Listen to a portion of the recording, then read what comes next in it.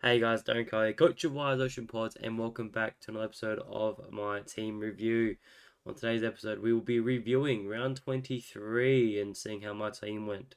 But quickly, before we get into that content, I just wanted to quickly apologise for the lack of videos in the last week or so.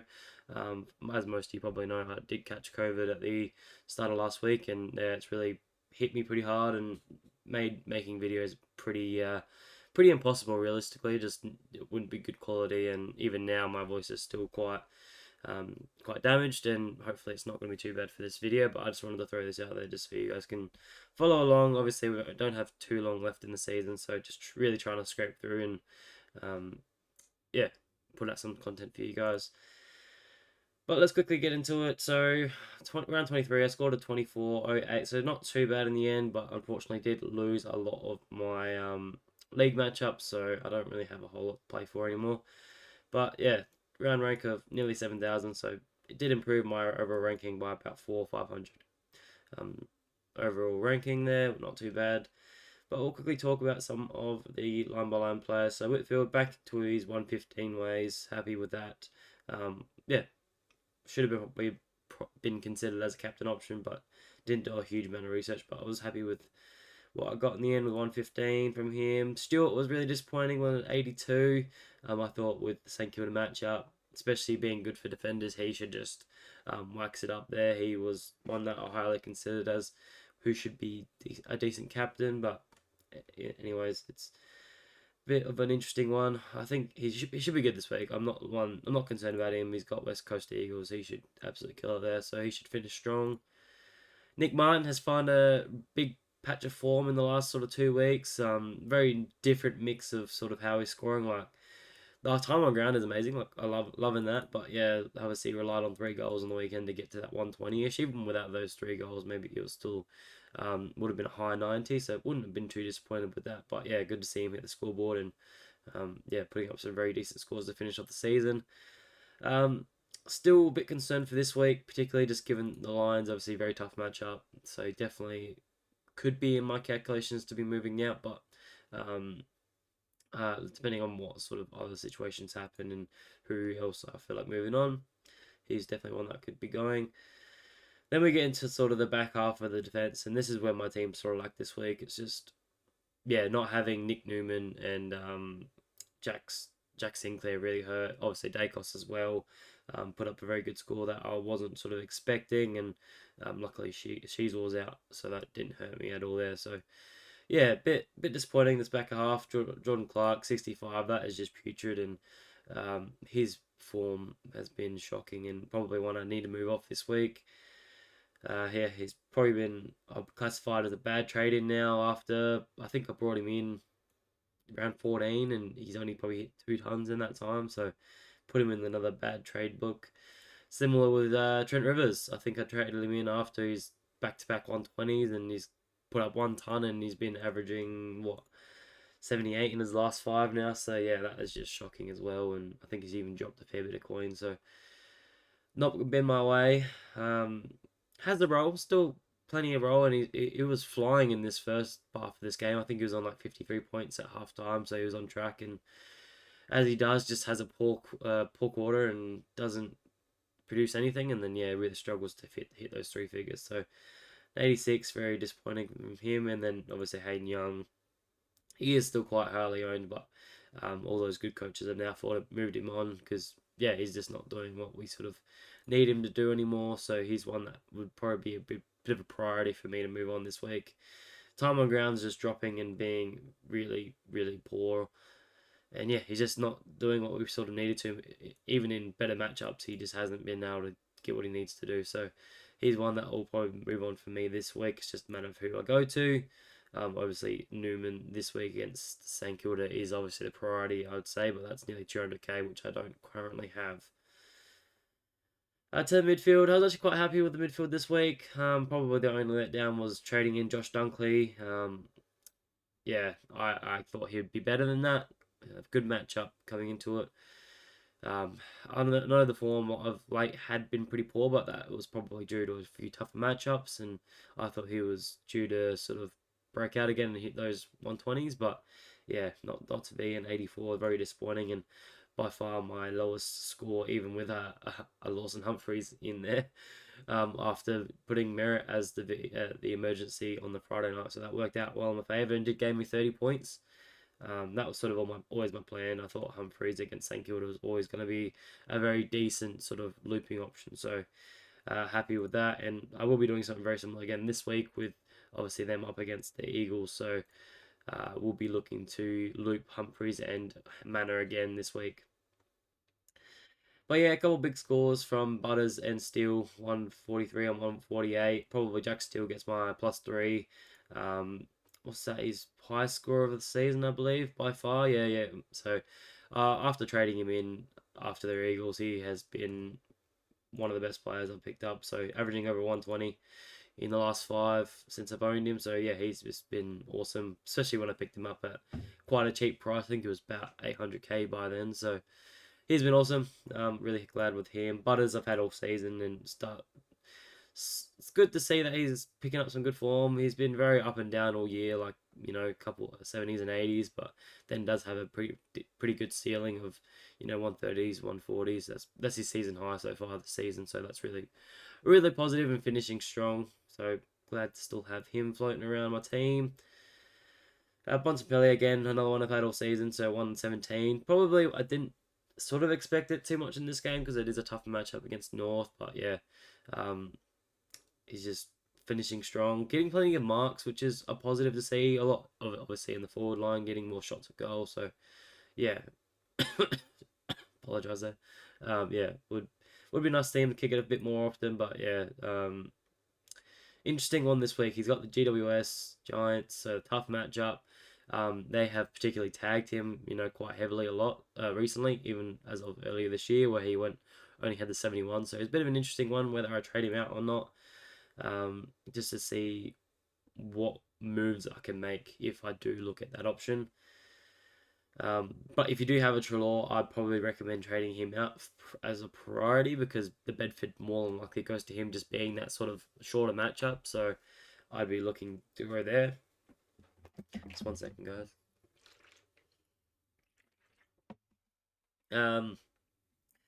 But yeah, Rosie 109, happy with that against in the showdown. Wasn't sort of expected, been a tough matchup. Walsh was pretty disappointing against the Eagles. Yeah, I thought he would be much better than that, but he just didn't get many disposals. He 23 disposals, 5 marks, 6 tackles. Pretty decent stat line, just didn't quite get his hands on the ball as much as he could have. Pretty disappointing because he was in my captains there. Obviously, my captains, I did go with Marshall as my VC, and I was going into Cherry, but then I ended up just deciding that the 131 was decent enough for me to take. And again, that was probably the right decision in the end because Cherry only went 122, where he probably just had a poor quarter at some stage. I think in the second or the third, I think it was. Just didn't. I think only had 18 points or something like that. So just didn't have a 4-point quarter performance from him where he probably would have saw a 140. He could have made history, but that's all right. Really happy with how my captain's been going recently. Obviously, went the Cherry 3 times in a row the last 3 weeks, and then obviously Marshall 130. You got to be happy with that. Back to Anderson. Good to see him finally put up a decent score since trading him in, 3 weeks ago now. So it's good to see that average sort of bumped up to 103 over the last 3 now. It was sort of a good matchup and will continue to be a good matchup for this week. So he'll see out in my team this year. Would I be trading him in? Pardon me. It is tough because it is I believe it's at the MCG. How do I check this? There we go, MCG. So obviously he doesn't play as well at home, so I'm not expecting anything massive from him, but we know the Tigers are a bit of an easier matchup, so definitely one you could put on the list if you're keen, but I do think there's probably better options in the midfield particularly. I still think if you don't have these 2 ruckmen, you really want to prioritise them. They are quite extremely hurting you at the moment. Good matchup for Ron Marshall against Pitnet. It's probably not as good because it's Pitnet, not Tom de Koning, but yeah, still should be very good. Look at his last 4, all win over 130. He will just continue on his merry way. I don't see that slowing down anytime soon. And Cherry has Hawthorn, so he has Miki there. And that should be a fairly good matchup for him as well. There should be plenty of cuddles, so which is probably what he didn't have on the weekend because he didn't really have a designated ruckman as such to play against. So should see double-figure tackles against Miki. So he'd be definitely highly up in my captain options again this week.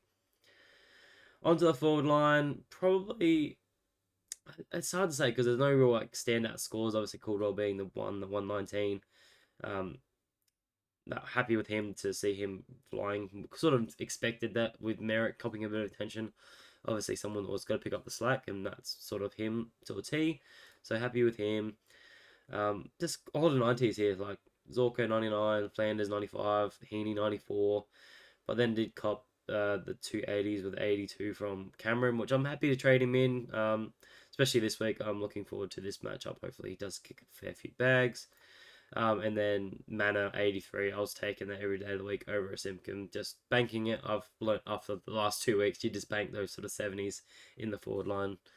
After Cop and Kerno's 15 and 51 or something like that, so wasn't going to make that mistake again.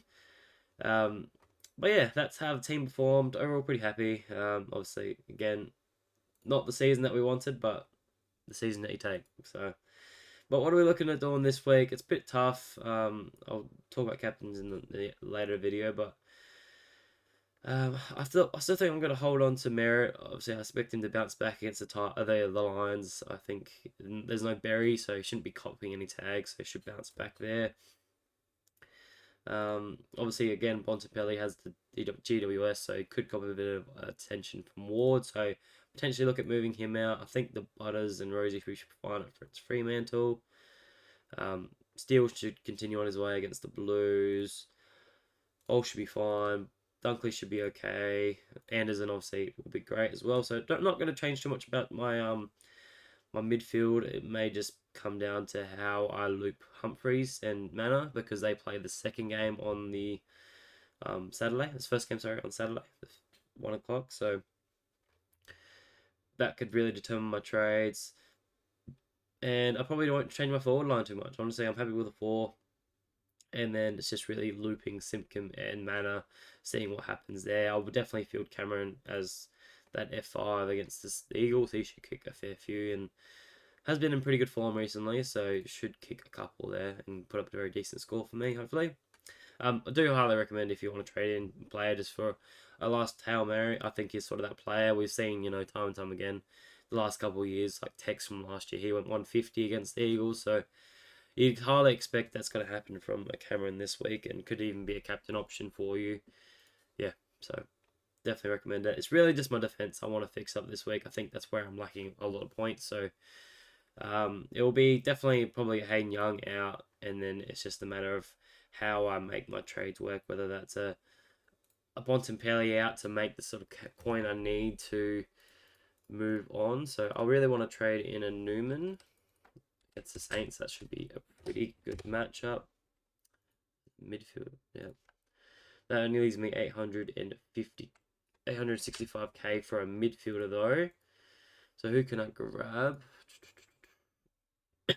Could go to a day cost, but again, I'm not sure if that's something I want to do. He does have the Melbourne Demons, so that is a really good matchup, but he did previously cop attention from Anil Bullen. So is that going to happen again? I would like to know before I buy into that. So I could still fade him.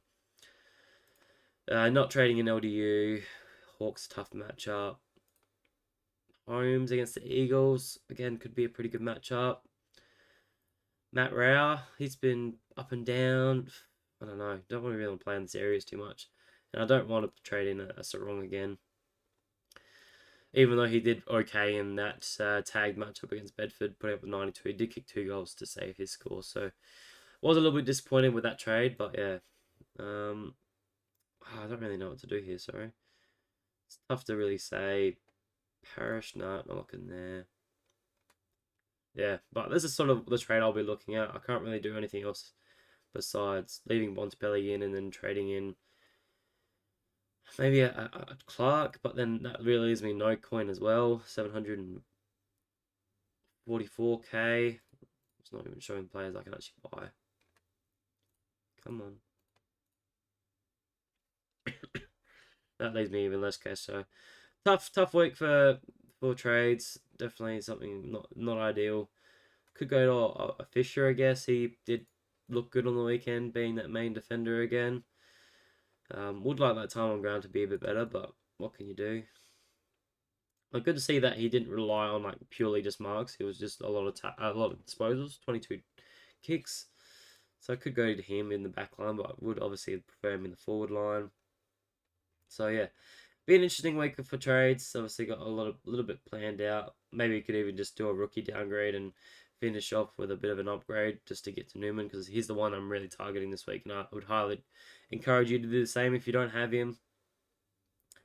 Really not looking at these others like Yo and stuff like that. Like, I know a few people are looking at it as like Hail Mary, but I still think it's not really worth it, just given the possibility of injury and all that sort of sorts, that the ball doesn't really just land in their hands that often. He does rely heavily on some tackles, so if they can't get around the ball as such, then he's really without points. So could hurt you, and I don't think he's shown much of a ceiling, unfortunately. Like, what his highest score of the season is 117. So you really want to shoot for the stars here and try and get like a 140 if you can, finish strong. So, but yeah, I think that's enough for this video, honestly. Hopefully you guys have enjoyed. Please, again, leave any comments or any questions in the comment section below. I will get back to those, and hopefully you're still fighting strong for your grand finals. One thing I did forget was looking at my trades. So these were my trades. So I did go Sarong into Dunkley, which lost me points somehow, and I did go Kerner to Cameron, which obviously Kerner was a forced trade. So happy with that at the end of the day. It was a bit of an upgrade and will be a good finish off for Cameron there. So hopefully Dunkley can repay the faith that I put him in. But yeah, we'll have to definitely improve at some stage. And my -3 definitely goes to Clark. That's just dreadful. But yeah, again, please leave a like, subscribe, and hopefully you've enjoyed this video. And I'll catch you guys in the video later on in the week, hopefully. Catch you later. Bye.